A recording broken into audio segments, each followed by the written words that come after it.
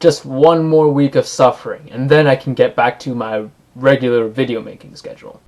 So I was having a very interesting conversation with a Christian friend of mine, the exact same Christian friend that I often talk about in other videos. So we were discussing the accuracy of the Bible and how accurate it can be, especially considering how they are all eyewitness accounts and none of it has actually been verified. So my argument is that humans are very susceptible to delusion. We may think we're great, and in some instances the human mind is a wonderful thing, but it's not without its consequences. See, the human mind is very prone to seeing things and misinterpreting them, or interpreting them in a way that is not conducive to reality.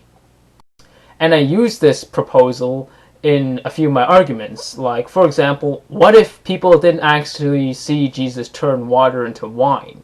Or what if people actually didn't see Jesus walk on water? And my friend says, well, it's common sense. People aren't stupid. They could see clearly that he was walking on water. This is a terrible argument, but I might as well address it because apparently this seems to be a common theme with some Christians that I've encountered. So the first question I have to ask is, how susceptible do you think people are into seeing something that isn't really there? Or how easily do you think you can fool the human mind? This common sense that my friend mentions that he puts so much stock in is actually not a very reliable way of determining fact at all, once you think about it. I mean, it's not very intuitive to common sense that matter is made up of mostly empty space, and yet that is exactly what we see.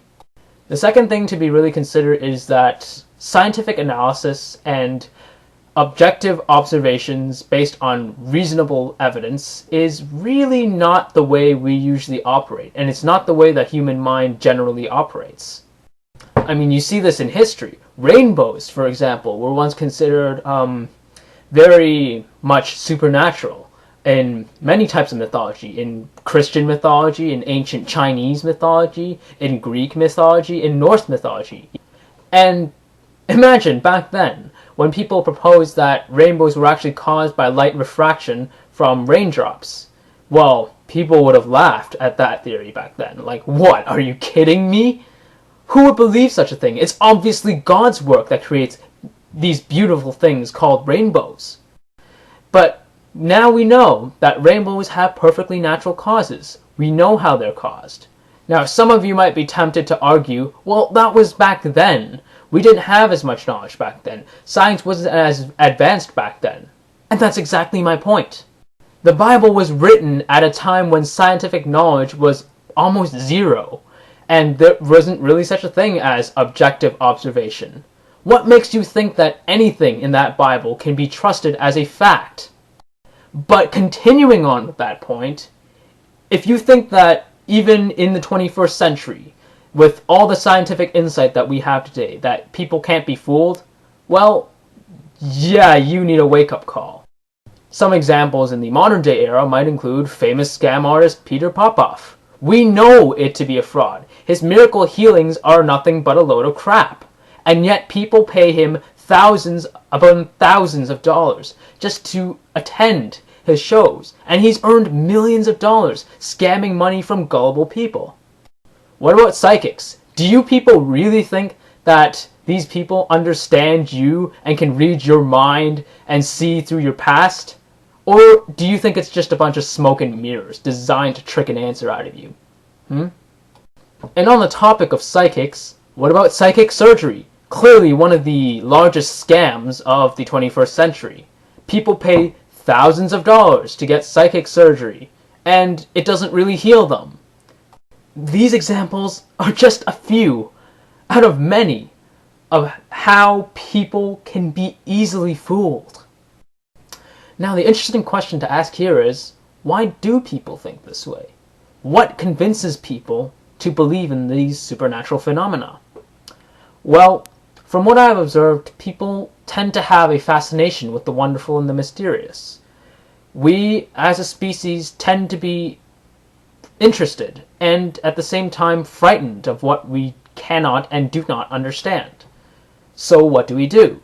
Well, back then, and it still occurs today, but it's not as prevalent, the answer was religion.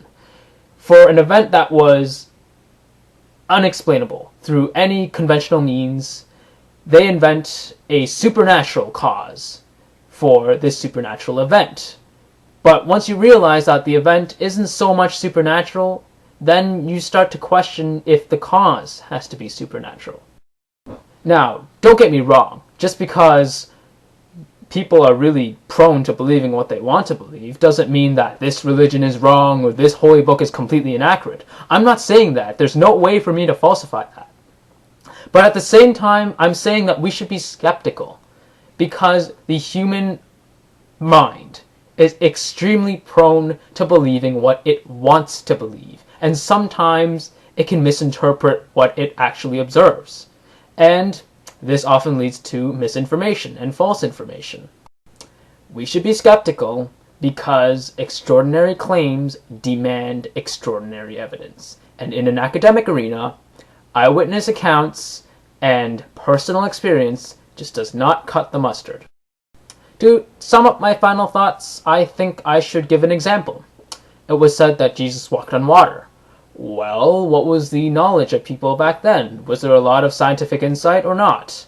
Considering that the Bible was written by a bunch of illiterate goat herders, and they were fairly scientifically illiterate for the most part, yeah, you could say that they weren't very well educated. Consider reality. Have you seen anyone walk on water without falling through? Absolutely not, because that would defy the laws of physics. And to put the final nail on this coffin, well, Criss Angel, famous delusionist. He walked on water several times. Do you believe that Criss Angel is the son of God? Well, I would be very sad if you actually did believe that. But the answer, for most part, is no. You Christians do not believe that Criss Angel is the son of God, even though he supposedly walked on water. Now, consider, many people actually do believe that Criss Angel has supernatural powers and that he defies science as we know it, but do you really think that's true? I believe I heard this from Christopher Hitchens, who challenged the validity of some of the claims in the Bible. And he said, which is more likely? That the laws of science all suspended themselves for one instance in your favor, or that a Jewish woman lied to her husband about getting knocked up.